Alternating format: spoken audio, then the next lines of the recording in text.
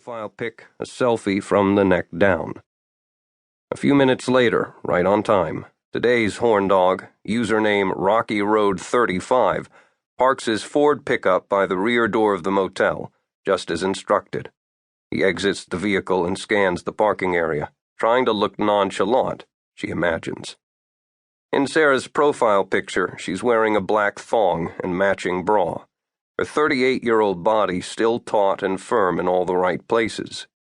Using the disposable cell, she arranges the meetings either by text, voice, or an email account employed only for this one purpose. From across the lot, she can see that Rocky Road 35 is true to his profile and picture, a rarity in the world of online dating, an Alice in Wonderland kind of place where people are height, weight, proportionate only if they're 9 feet tall. He's in his mid-30s, a couple inches over 6 feet, a solid 200 pounds with lean, muscular flesh that fills out his Wranglers and pearl-button shirt nicely, forearms ropey with muscles, thighs straining the material of his jeans, a good-looking man, a rancher maybe. Sarah rubs her legs together, fantasizing for a moment about peeling off the man's clothes while they gaze in each other's eyes. She pushes those thoughts from her mind, concentrating on the task at hand. From Rocky's vantage point, there's not much to see but a handful of cars and the Walmart behind the motel. Maybe he notices the lacrosse with the tinted windows, maybe not. After a few seconds, he ducks inside the motel. For a moment, Sarah wonders who might be left back at the man's home. A couple of children, maybe. A wife, frayed at the edges after a decade or so of marriage, watching her man try to eke a living from the hard-packed soil of central Texas. She ponders this, but doesn't really care. The idea is abstract, not relevant to the current situation. Everybody has left people behind. Even Sarah smiles.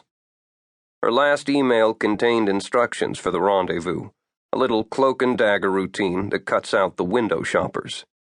The key card to a ground-floor room will be taped to the side of the Coke machine just inside the back door, room number written on the back. Go on in, her email said. Make yourself comfortable. The horn dogs always do as they're told, especially after she's sent the other pictures, the ones where she's removed her bra. They're like little boys, easily manipulated, so agreeable to whatever Sarah suggests. She counts to 30. She exits the vehicle, chirps the lock shut. Not even noon, and the heat and the humidity hit her like a wave, making her scalp sweat under the wig.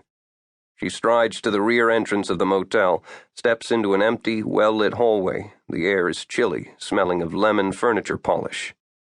She pads softly to number 139, 3 doors from the exit. She sticks another keycard in the electronic lock with her left hand.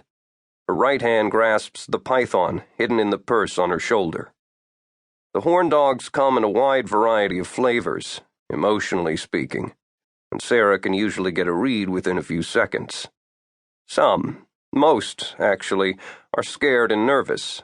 Others are cocky, a bravado used to disguise their nervousness.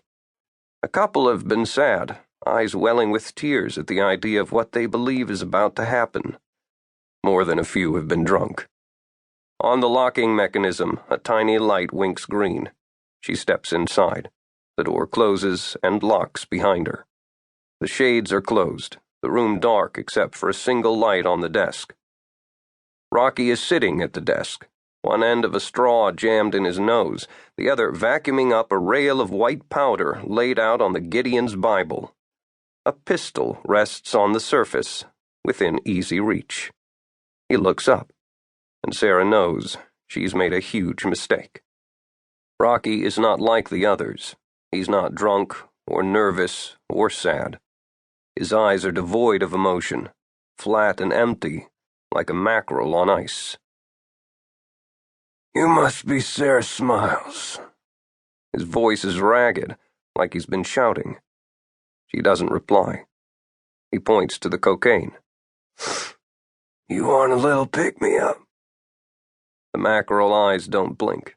They focus on her face, and Sarah imagines he can read her every thought. The room is silent.